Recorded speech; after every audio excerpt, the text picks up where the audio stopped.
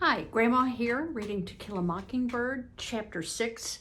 The Dill, Jem, and Scout have gotten in trouble with their dad for, again, paying too much attention to the Radley house. Their dad has just about threatened them that he does not want them anywhere near that house. You stop this nonsense right now, every one of you. He's angry because they have started play acting with the Radley story, and the children are using their names so that anybody who comes through the neighborhood sees them doing this playing, this acting out, and will hear the names and know that they are reenacting situations from the Radley life story. Chapter 6. Yes, said our father, when Jem asked him if we could go over and sit by Miss Rachel's fish pool with Dill, as this was his last night in Macomb. Tell him so long for me, and we'll see him next summer. We leaped over the low wall that separated Miss Rachel's yard from our driveway. Jem whistled Bob White, and Dill answered in the darkness. Not a breath blowing, said Jem. Look yonder. He pointed to the east. A gigantic moon was rising behind Miss Maudie's pecan tree. That makes it seem hotter, he said. Cross in it tonight? Asked Dill, not looking up. He was constructing a cigarette from newspaper and string. No, just the lady. Don't light that thing, Dill. You'll stink up the whole end of town. There was a lady in the moon in Macomb. She sat at a dresser combing her hair. We're going to miss you, boy, I said. Reckon we better watch Mr. Avery? Mr. Avery boarded across the street from Mrs. Henry Lafayette DuBose's house. Besides making change in the collection plate every Sunday, Mr. Avery sat on the porch every night until 9 o'clock and sneezed. One evening, we were privileged to witness a performance by him which seemed to have been his positively last, for he never did it again as long as we watched. Jem and I were leaving Miss Rachel's front steps one night when Dill stopped us. Golly, look yonder! He pointed across the street. At first, we saw nothing but a kudzu-covered front porch, but a closer inspection revealed an arc of water descending from the leaves and splashing in the yellow circle of the streetlight. Some 10 feet from source to earth. It seemed to us, Jem said, Mr. Avery misfigured. Dill said he must drink a gallon a day, and the ensuing contest to determine relative distances and respective prowess only made me feel left out again, as I was untalented in that area. What they are talking about is a urinating contest. Mr. Avery, sitting on his front porch, has urinated a stream all the way under the streetlight. And the kids are very impressed, but he's never done it again. Dill stretched, yawned, and said altogether too casually, I know what, let's go for a walk. He sounded fishy to me. Nobody in Macomb just went for a walk. Where to, Dill? Dill jerked his head in a southerly direction. Jem said, okay. When I protested, he said sweetly, you don't have to come along, Angel May. You don't have to go, remember? Jem was not one to dwell on past defeats. It seemed the only message he got from Atticus was insight into the art of cross-examination. Scout, we ain't going to do anything. We're just going to the streetlight and back. We strolled silently down the sidewalk, listening to porch swings creaking with the weight of the neighborhood, listening to the soft night murmurs of the grown people on our street. Occasionally, we heard Miss Stephanie Crawford laugh. Well, said Dill. Okay, said Jem. Why don't you go on home, Scout? What are you going to do? Dill and Jem were simply going to peep in the window with the loose shutter to see if they could get a look at Boo Radley. And if I didn't want to go with them, I could go straight home and keep my fat flopping mouth shut. That was all. But what in the Sam Holy Hill did you wait till tonight? Because nobody could see them at night, because Atticus would be so deep in his book he wouldn't hear them. He wouldn't hear the kingdom coming. Because if Boo Radley killed them, they'd miss school instead of vacation. And because it was easier to see inside a dark house in the dark than in the daytime. Did I understand? Jem, please. Scout, I'm telling you for the last time, shut your trap or go home. I declare to the Lord, you're getting more like a girl every day. With that, I had no option but to join them. We thought it was better to go under the high wire fence at the rear of the Radley lot. We stood less chance of being seen. The fence enclosed a large garden and a narrow wooden outhouse. Jem held up the bottom wire and motioned Dill under it. I followed and held up the wire for Jem. It was a tight squeeze for him. "Don't make a sound," he whispered. "Don't get in a row of collards. Whatever you do, they'll wake the dead." With this thought in mind, I made perhaps 1 step per minute. I moved faster when I saw Jem far ahead, beckoning in the moonlight. We came to the gate that divided the garden from the backyard. Jem touched it. The gate squeaked. "Spit on it," whispered Dill. "You got us in a box, Jem, we can't get out of so easily," I muttered. "Shh, spit on it, Scott." We spat ourselves dry, and Jem opened the gate slowly, lifting it aside and resting it on the fence. We were in the backyard. The back of the Radley house was less inviting than the front. A ramshackle porch ran the width of the house. There were 2 doors and 2 dark windows between the doors. Instead of a column, a rough 2x4 supported one end of the roof. An old Franklin stove sat in the corner of the porch. Above it, a hat-rack mirror caught the moon and shone eerily. "Arr," said Jem softly, lifting his foot. "'Smatter." "Chickens," he breathed. Then we would be obliged to dodge the unseen from all directions was confirmed. When Dill ahead of us spelled G-O-D in a whisper, we crept to the side of the house, round to the window with the hanging shutter. The sill was several inches taller than Jem. "Give you a hand up," he muttered to Dill. "Wait, though." Jem grabbed his left wrist and my right wrist, and I grabbed my left wrist and Jem's right wrist. We crouched, and Dill sat on our saddle. We raised him up, and he caught the windowsill. "Hurry, we can't last much longer," Jem whispered. Dill punched my shoulder, and we lowered him to the ground. "What did you see?" "Nothing, curtains. There's a little teeny light way off somewhere, though." "Let's get away from here," breathed Jem. "Let's go round and back again." "Shh," he warned me as I was about to protest. "Let's try the back window." "Dill, no," I said. Dill stopped and let Jem go ahead. When Jem put his foot on the bottom step, the step creaked. He stood still, then tried his weight by degrees. The step was silent. Jem skipped 2 steps, put his foot on the porch, heaved himself to it, and teetered a long moment. He regained his balance and dropped to his knees. He crawled to the window, raised his head, and looked in. Then I saw the shadow. It was the shadow of a man with a hat on. At first I thought it was a tree, but there was no wind blowing, and tree trunks never walked. The back porch was bathed in moonlight, and the shadow, crisp as toast, moved across the porch toward Jem. Dill saw it next. He put his hands to his face.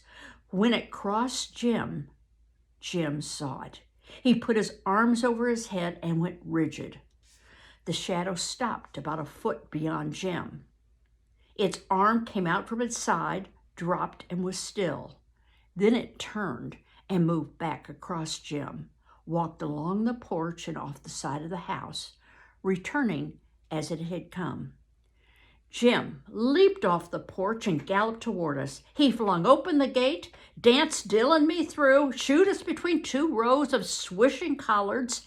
Halfway through the collards, I tripped. As I tripped, The roar of a shotgun shattered the neighborhood.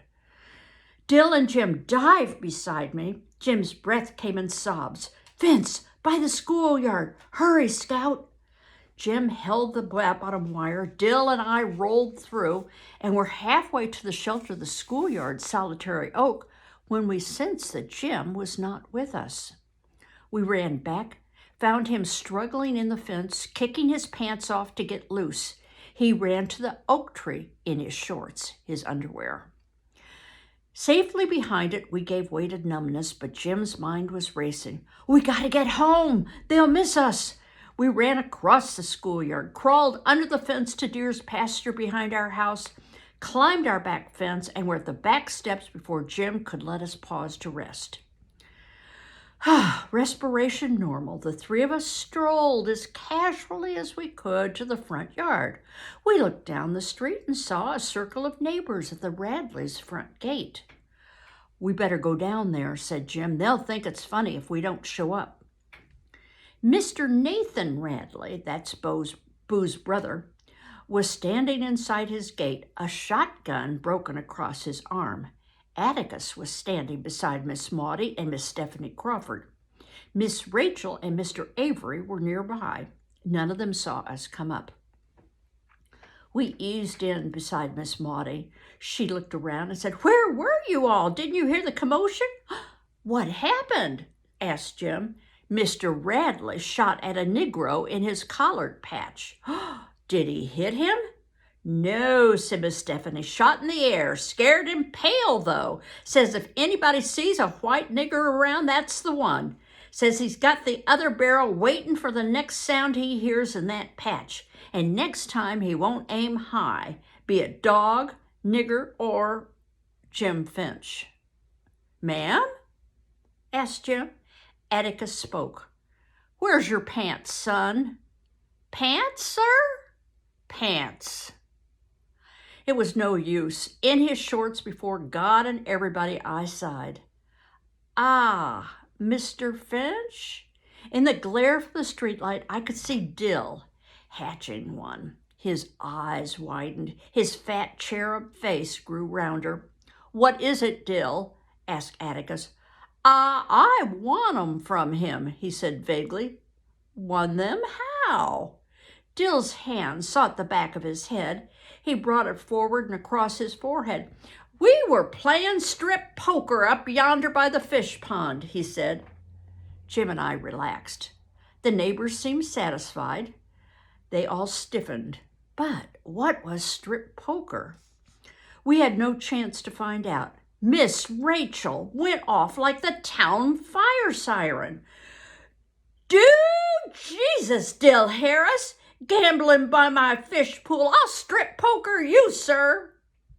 Atticus saved Dill from the immediate dismemberment. "Oh, just a minute, Miss Rachel," he said. "I've never heard of 'em doing that before. Were you all playing cards?" Jim fielded Dill's fly with his eyes shut. "No, sir, just with matchsticks." I admired my brother. Matches were dangerous, but cards were fatal. That time in the South, cards were the devil's game. Nobody played cards, or at least nobody admitted to it. "Jim, Scout," said Atticus, "I don't want to hear of poker in any form again. Go by Dill's and get your pants, Jim. Settle it by yourselves." "Oh, don't worry, Dill," said Jim as we trotted up the sidewalk. "She ain't gonna get you. He'll talk her out of it." "That was fast thinking, son. Listen, you hear?" We stopped and heard Atticus' voice. "Not serious. They all go through it, Miss Rachel." Dill was comforted, but Jim and I weren't. There was the problem of Jim showing up some pants in the morning. "I'd give you some of mine," said Dill as we came to Miss Rachel's steps. Jim said he couldn't get in them, but thanks anyway. We said goodbye, and Dill went inside the house. He evidently remembered he was engaged to me, for he ran back out and kissed me swiftly in front of Jim. "Y'all right here?" he bawled after us. Had Jim's pants been safely on him, we would not have slept much anyway. Every night sound I heard from my cot in the back porch was magnified threefold. Every scratch of feet on gravel was Boo Radley, seeking revenge. Every passing Negro laughing in the night was Boo Radley loose and after us. Insects splashing against the screen were Boo Radley's insane fingers picking the wire to pieces. The chinaberry trees were malignant, hovering alive.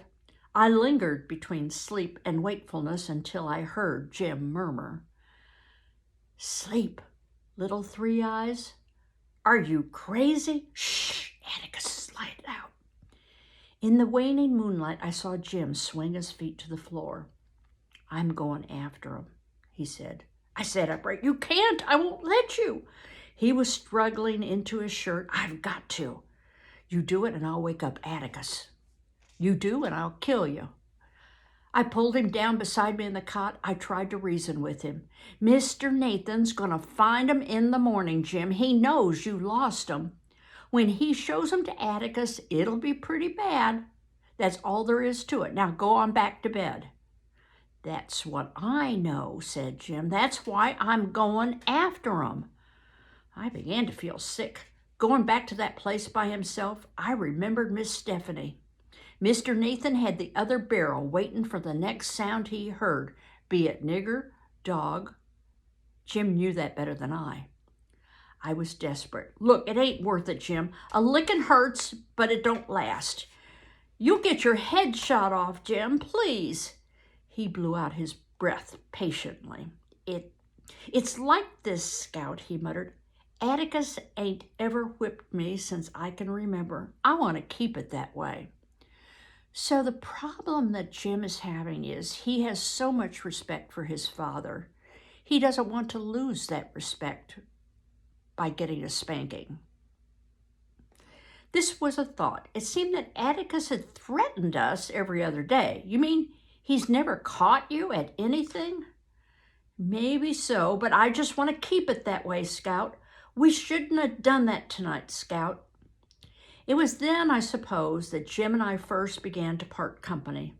Sometimes I did not understand him, but my periods of bewilderment were short-lived. This was beyond me.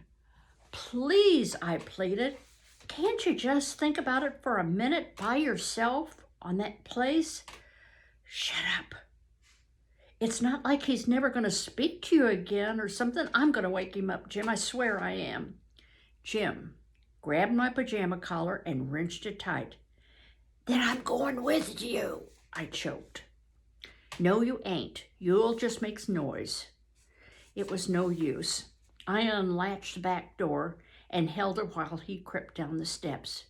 It must have been 2 o'clock in the morning. The moon was setting, and the lattice-work shadows were fading into fuzzy nothingness. Jem's white shirt tail dipped and bobbed like a small ghost dancing away to escape the coming morning. A faint breeze stirred and cooled the sweat running down my sides. He went the back way, through deer's pasture, across the schoolyard, and around to the fence. I thought, at least that was the way he was headed. It would take longer, so it was not time to worry. I waited until it was time to worry and listened for Mr. Radley's shotgun. Then I thought I heard the back fence squeak. It was wishful thinking. Then I heard Atticus cough. I held my breath. Sometimes when we made a midnight pilgrimage to the bathroom, we would find him reading. He said he often woke up during the night, checked on us, and read himself back to sleep. I waited for his light to go on, straining my eyes to see it flood the hall. It stayed off, and I breathed again. The night crawlers, those are worms, had retired. But ripe china berries drummed on the roof when the wind stirred, and the darkness was desolate with the barking of distant dogs. There he was, returning to me. His white shirt bobbed over the back fence and slowly grew larger. He came up the back steps, latched the door behind him, and sat on his cot. Wordlessly, he held up his pants. He lay down, and for a while I heard his cot trembling. Soon he was still. I did not hear him stir again. Now, for those of you who live in the North, in the 1940s, 1950s, and earlier, before air conditioning, it was so hot in the South that people had what were called sleeping porches. And they were screened-in porches on the back of the house, and you would have a cot out there and sleep, and you got any breeze that there was coming in from 3 different directions. You weren't stuck in a house that was holding the heat from the day. So that's why they are sleeping on cots in the same structure, which was a sleeping porch. I used to sleep on a sleeping porch. The children in our household did not have cots. We slept on the floor in what was called pallets. My grandmother would make them with blankets instead of a mattress, and then we would lay down and we would have the sheets pulled over us. Sometimes when it was really, really hot, we would take the sheets and we would we'd make them wet and put them over us, and that's how we were able to sleep at night. Anyway, see you later. Bye-bye.